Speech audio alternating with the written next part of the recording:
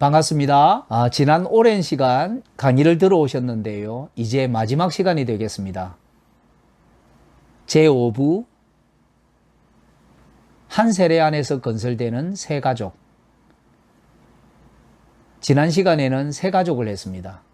오늘은 한 세례입니다. 마지막 14장입니다. 제가 한 번씩 다른 분들에게 물어볼 때 있습니다.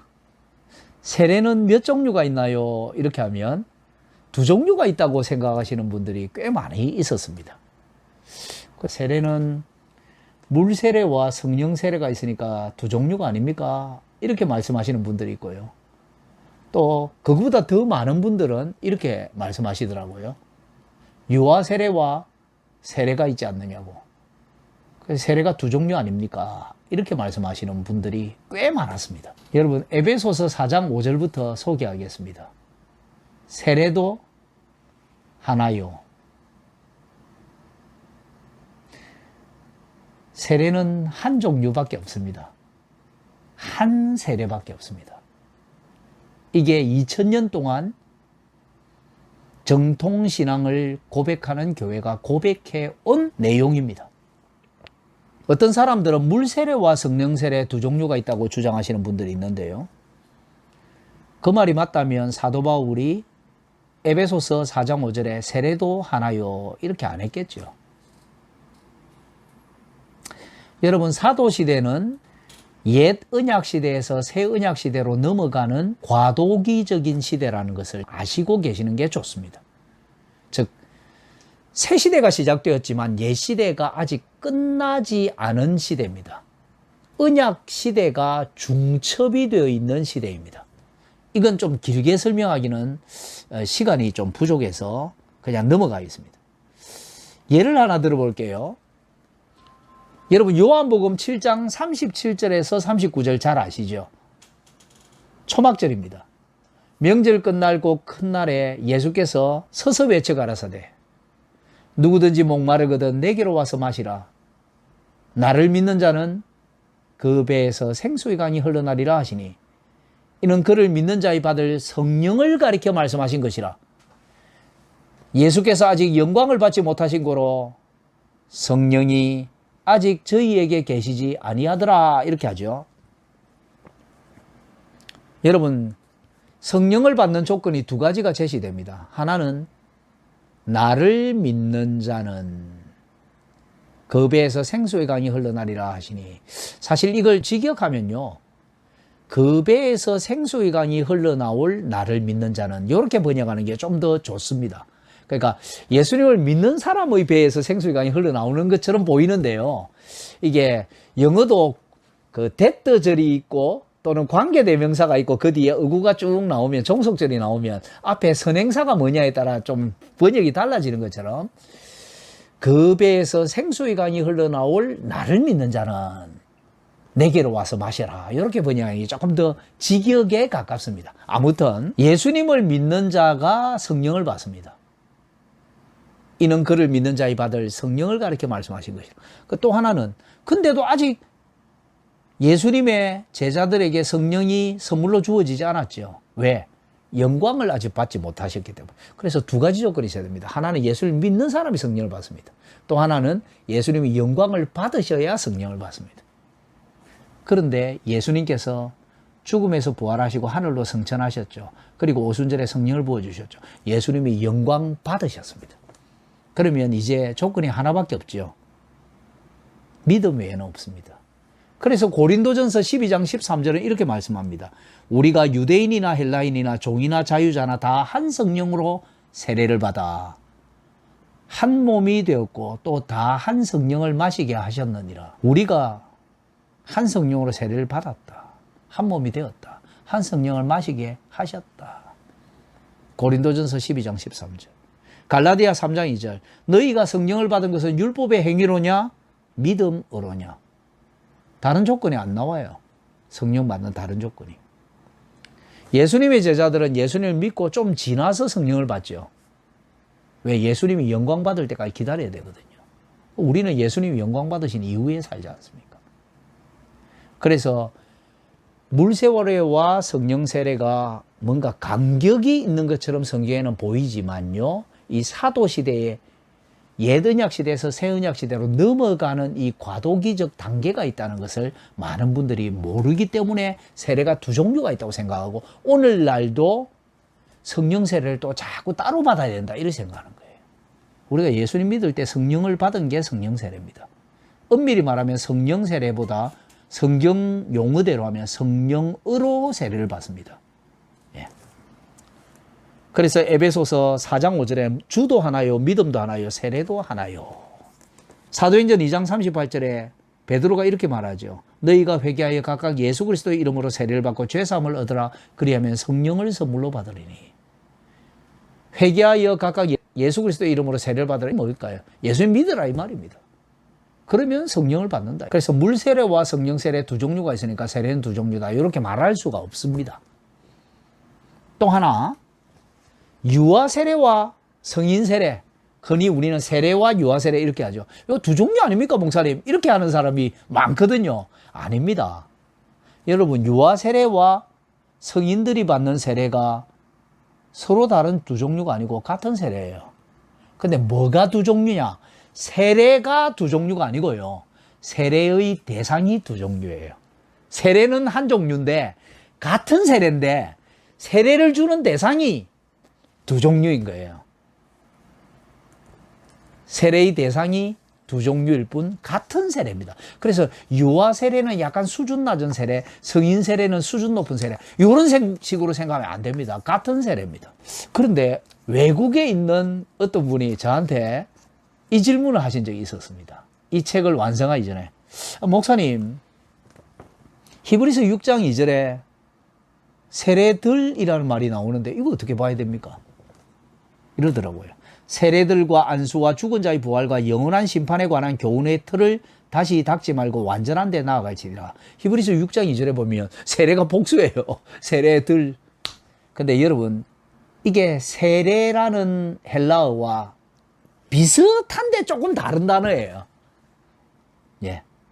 밥티스몬 돼 있는데 밥티스마 세례가 아니고요, 밥티스모스라는 다른 단어인데요, 이건 시스미라는 단어입니다. 그러니까 세례라는 단어가 약간 다른 단어예요. 이 단어는 4번밖에 안 나옵니다. 신약 성경에. 헬라어로. 히브리서 9장 10절에 한 번 더 나와요. 6장 2절에 세례들 나오는데 히브리서 9장 10절에 씻는 것, 구약의 정결 예식을 말하는 거예요. 그 부정한 것 접촉하면 어떻게 돼야 돼요? 씻어야 되죠, 손을. 기는 게 막 주방을 지나가요. 그러면 막 씻든지 닦든지 해야 돼요. 정결법이에요, 정결법. 마가복음 7장 4절도 씻는 것, 정결법. 그래서 예수님의 제자들이 왜 손 안 씻냐, 그런 거 말하는 겁니다. 정결 예식. 그러니까 구약시대 정결 예식이나 이런 것들을 이제 지키는 데서 멈추면 안 되고 더 완전한 새 언약 시대로 가야 되는데, 왜 당신들은 짐승이 피 흘리는 시대로, 교회 출석하다가 왜 회당으로 돌아가고 왜 짐승 제사로 돌아가고 이러느냐, 이런 내용이잖아요. 그리고 예수님이 영원히 살아계신 대제사장인데 왜 레위지파 제사장 시대로 돌아가려 하니, 이런 내용이잖아요, 히브리서가. 그래서 세례들이라고 한글 개역 성경에는 그렇게 번역되어 있는데요, 씻는 것들로 번역하는 게 더 좋습니다. 그러니까 세례가 아닙니다. 용어에서 오는 오해가 있는데요, 여러분, 세례를 유아 세례와 성인 세례 두 종류로 보는 분들이 한국에 많은 이유가 이 용어에서 오해가 오기 때문에 그렇습니다. 여러분, 외국의 장로교회는요, 유아 세례를 유아 세례라고 부를 때도 있는데요, 보통 유아 세례를 두 단어가 아니고 한 단어로 부릅니다. 세례라고 부릅니다. 그러면 우리가 세례라고 부르는 걸 뭐라고 부르는지 아십니까? 성인 세례 이렇게 부릅니다. 그러니까 우리 한국에는 보통 세례와 유아 세례 이렇게 나누잖아요. 근데 외국에 가면 많은 경우에 유아 세례를 그냥 세례라고 하고요. 그러니까 한국에는 보통 유아 세례와 세례 이렇게 부르는데, 외국에 가면 보통 세례와 성인 세례 이렇게 합니다. 왜? 믿는 가정의 자녀들은, 장로교회에 다니는 사람들은 다 유아 세례 받거든요, 기본적으로. 그러니까 유아 세례를 그냥 가장 자연스러운 세례라고 생각하고 성인 세례가 놀라운 일이잖아요. 예수님을 믿지 않는 사람이 전도돼서 예수님을 믿었으니까. 그래서 성인 세례라고 해요. 어덜트 베프티즘이라고 해요. 그냥 베프티즘이라면 기본적으로 다 유아 세례라고 생각해요. 모든 전 세계 장로교회가 똑같은 용어를 쓰지는 않지만 일반적으로 그렇게 생각합니다. 그래서 장로교회를 출석하는데, 개혁교회도 마찬가지입니다. 개혁교회나 장로교회를 출석하는데 그 장로교회 교인 중에 아기가 태어났는데 유아 세례를 주지 않고 늦장을 부리면 당회가 그를 호출하여 책망합니다.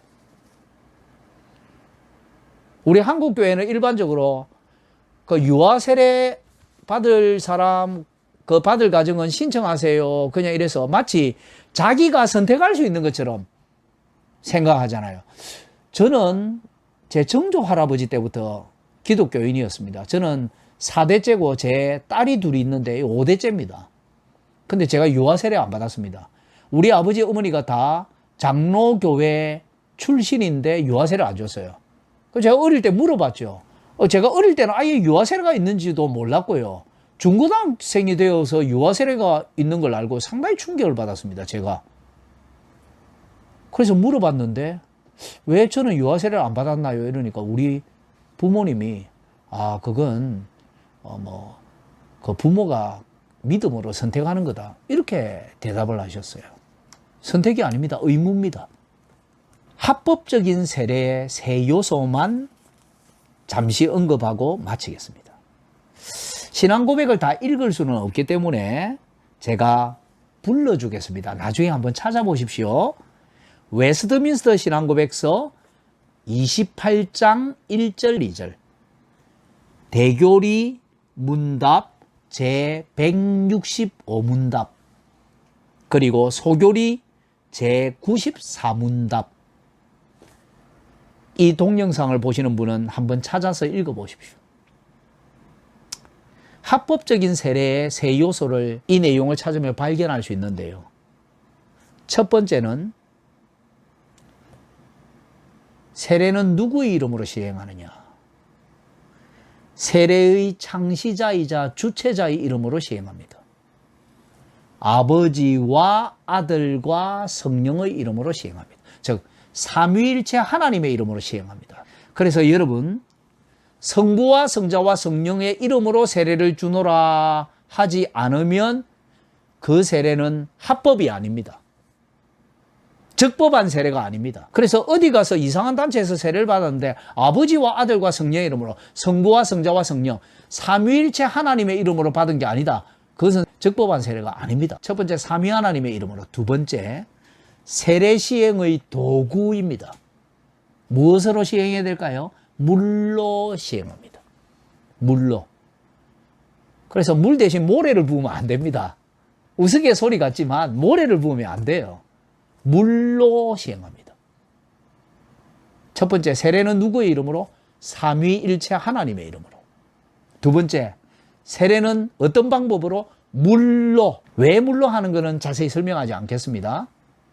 이게 물이 씻음과도 관계 있고 물에 잠겼다가 올라오는 게 죽음과 부활과도 관계 있습니다.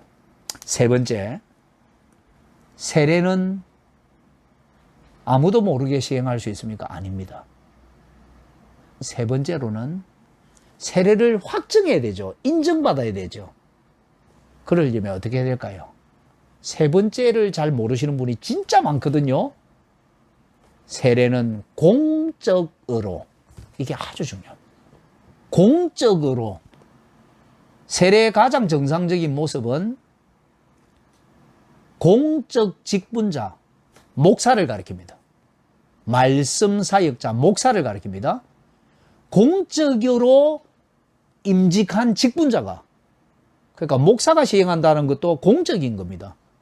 공적으로 임직한 직분자가. 그래서 아무나 시행 못합니다.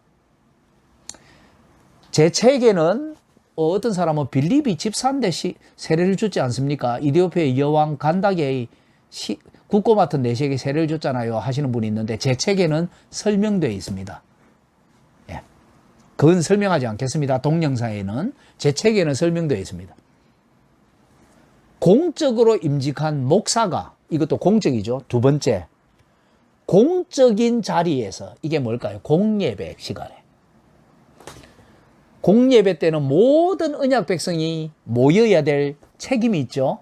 그래서 온 교회 회중 앞에서, 그게 공예배 시간이라는 뜻입니다.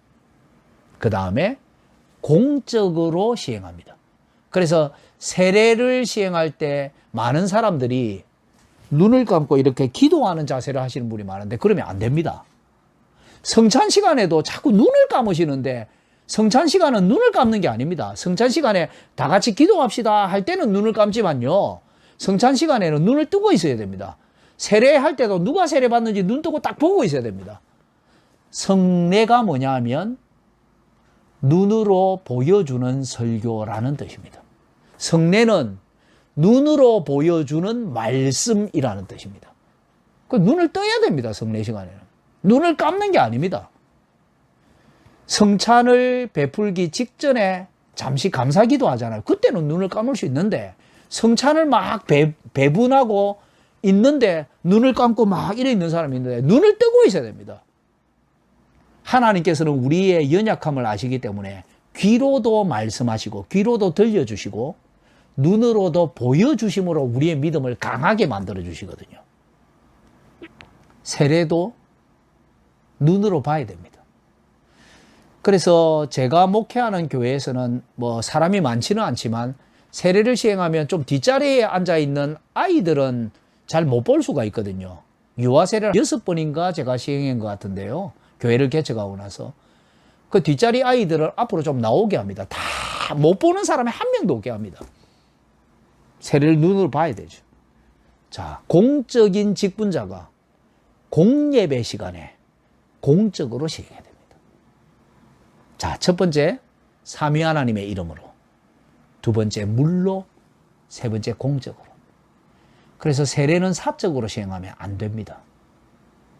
개인적으로 전도해서 그냥 내가 사적으로 시행하면 안 됩니다. 어떤 경우에는 공예배 시간에 할 수 없는 환자가 있을 때 있거든요. 중환자실에 있어서 도무지 공예배에 올 수가 없어요. 그럴 경우에는 세례를 못 받나? 그렇지 않습니다. 당회가 증인들을 데리고 그 사람에게 가서 세례를 시행할 수 있습니다. 그때는 공적인 자리가 아니냐, 그게 아니라 교회가 출장 가는 겁니다. 그러니까 교회에 오지 못하니까 교회가 거기로 가는 거예요. 공적으로 파송을 받아서 가는 거기 때문에 그것도 공적으로입니다. 그러나 이 말이 곧 내가 개인적으로 그냥 시행하면 된다, 이 말이 아닙니다. 목사도 어떤 사람 전도해서 개인적으로 시행하면 안 됩니다. 목사조차도. 세 가지를 꼭 기억합시다.